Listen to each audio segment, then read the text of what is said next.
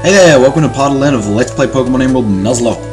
This is Heath, also known as a Milo, taking us to Slateport City. You actually get the ability to go here once you've once you've given Steven the letter. You don't actually need to beat Brawley to go here. This of course means that you're perfectly able to grind against the massive amount of opponents we are going to have to slog throughout today's part. There's two little kids here, making a sandcastle because they can. And they give me some soft sand, an item which powers up ground moves slightly. I can recline in these deck chairs, I can walk across them too, just to break stuff. And I can't go over them, because, you know, that would be silly.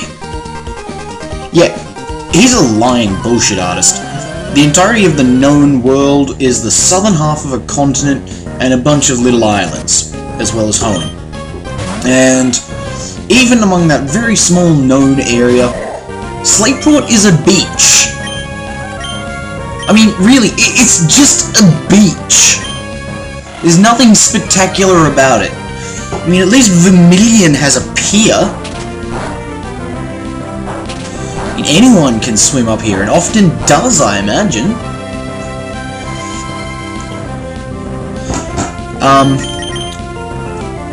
My thanks to the guy who explained to me, well, told me where the name reader is. We're actually going to get to him today. Remember, Sunday is double update day.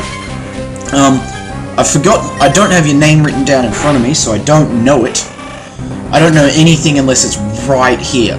But rest assured, I'm grateful to you, and if you impress me again, you'll get something special extra. Yeah, how's that for encouragement?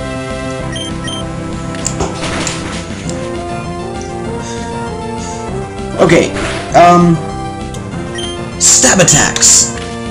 I was accused yesterday of being an idiot for letting Cardboard, who should have been named Steve, by the way, die.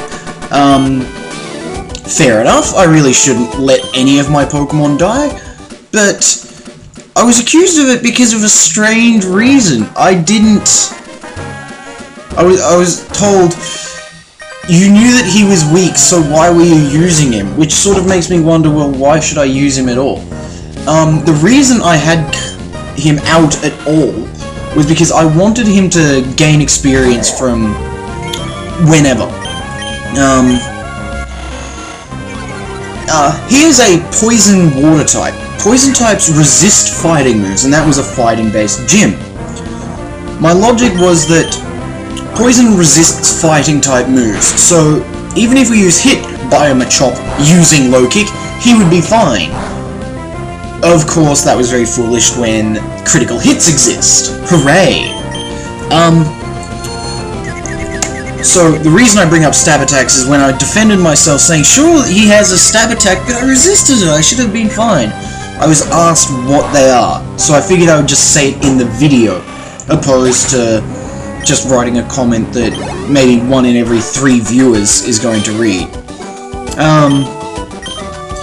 So stab stands for same type attack bonus.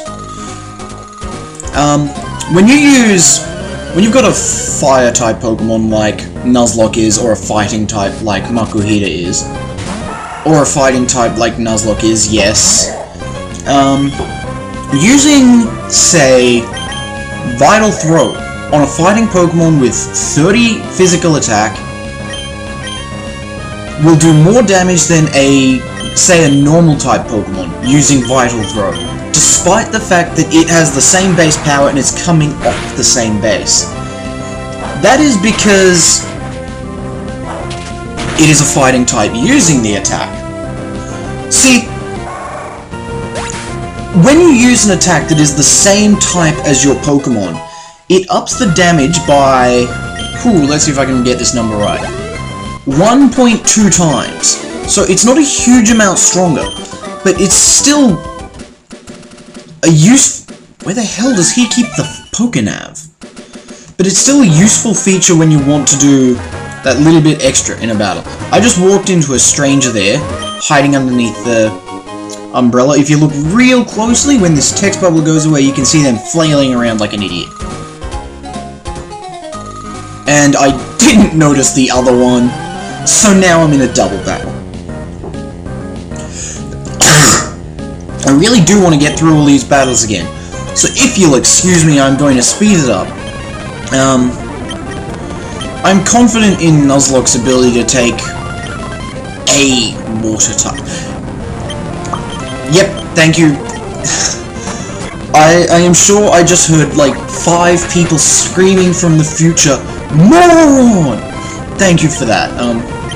I really don't want to lose Nuzlocke.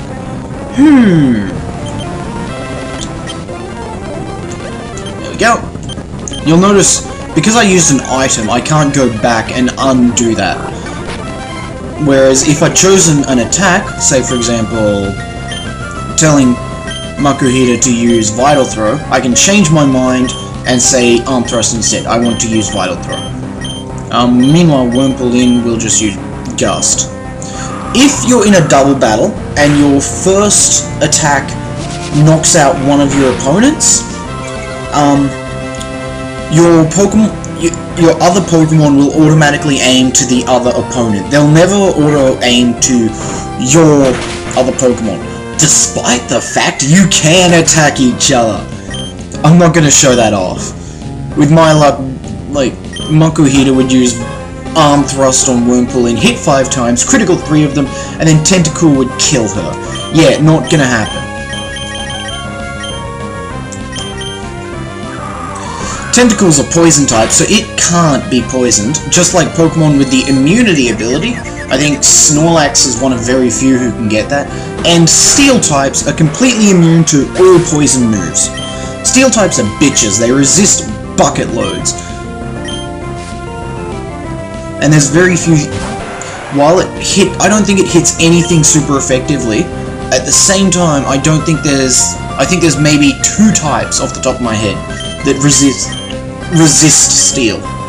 So, they're one hell of an opponent. But none of the gym leaders or the Elite Four use them. Ah, brilliant. That's another battle down. My speed up stopped halfway because I can, damn it. And... now I've started collecting a fair few different names that people want for their Pokemon. For Pokemon that I might catch. The Lego Man 500 was given 3 names to choose from because he proudly proclaimed that Infernape sucks, and I really have to agree with him. Ignore all of them. He has chosen to nickname Electrix, Tailo, and Oddish.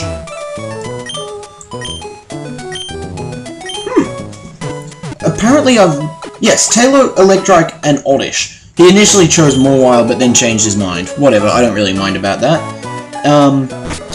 Green Range Remix, capital R. Good job on the capital R. Has chosen to nickname a Corphish, should I ever catch one, and he was very clever. He asked if I could still catch a Pokemon in Petalburg City. That's because if you use the Super Rod, you've got a 100% chance of finding one. Very well done. I'm going to do that just for you. It is time. Embrace your destiny. Tyson! And before I mention the last name, it is time for Nuzlocke to become her true form. There were 3 names suggested. Volcanic had 2 vote-ups. Captain Falcon, which I think I prefer over the real name, to be honest, had 2 as well. And the winner with an alarming 5 is, and I'm going to do this in the correct case, Cap'n, and then he capitalizes the C just to make me jostle it around again. Crunch. And the reason, I've got to be honest, I don't like this name is just because I got no idea what the hell it's referring to. Some sort of cereal in America, I think? Cap'n Crunch. Well, my little girl is all captained up. Oh, how sweet. Here is the Slateport Market.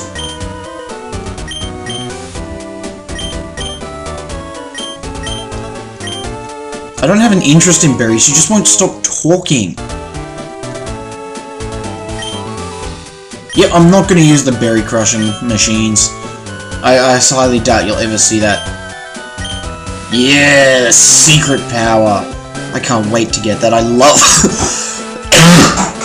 I love that move in this game. Yep, and I've broken my computer again. There we go.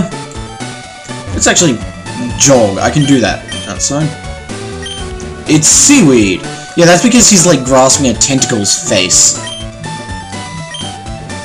The energy items, yeah, these are expensive. I'll explain why later on. I can't really be bothered talking about them right now. When I fully max a Pokemon's energy, she will give my Pokemon the blue ribbon. Yeah, not the ice cream, just the ribbon. No, the effort ribbon that is coincidentally blue. Yes, the last person who got to nickname a Pokemon so far is Suicidal Soldier 7, with a great name that I'm sort of thinking is a reference to TF2. He wanted the tentacle I caught to be called Steve. I was okay with that because, you know, transgender Pokemon, whatever, doesn't bother me. But I didn't write it down and then forgot, so I started calling her Cardboard. As compensation, I've decided that he can nickname another Pokemon. No, that doesn't seem enough. Suicidal Soldier 7, you can elect 3 nicknames, just like the Lego Man 500. So long as you don't choose any of the Pokemon who I've already mentioned. And not Poochyena either, I totally shotgunned that one. Okay. Yo, trainers! That's what I'll do. I will chill out at your papa's spot. And he tells me, if I kill everything living in this establishment, I get soda. He gives us 6 of them, and I think they heal 50 points. So let's do it. Let's do it in fast forward. I don't really need to train Tyson at this point. I mean, look at him. He's a tank. With that in mind, let's send out my weakest now. Fuck you, Wormpulin. Yeah, I haven't forgotten. Yeah, time for Fake Out. It's a normal type move, so I'll let it replace Sand Attack. Oh, you thought I was going to say Tackle, but I don't really care about Sand Attack. Fake Out you have to use on the turn that your Pokemon enters the battle. It will always hit and always make the opponent flinch. And every time thereafter, it just won't do anything. It's situationally useful, and I think it deserves to be used for now.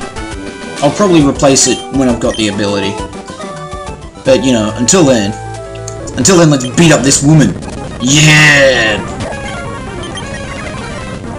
Bam! Look at how much damage Tyson does with Vital Throat. That is glorious.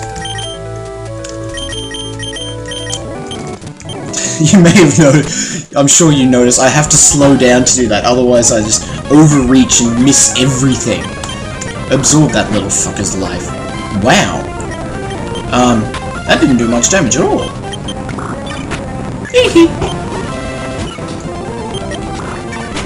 That's a little better, but jeez. Meryl has a better special defense than I remember. Oh, what? How dare it still be alive? Oh, he's not gonna cry. Of course he is. He's a little baby. Baby! Half a dozen bottles of soda pop. And just before things finish, I'll leave the building. Elvis has left the building. And check how much those heal. 60! Kick-ass! Better than hyper potions. No, super potions. Not better than hyper potions. Anyway, look for the next part in about 2 hours, and I will see you then, ladies and gents. Have a good one.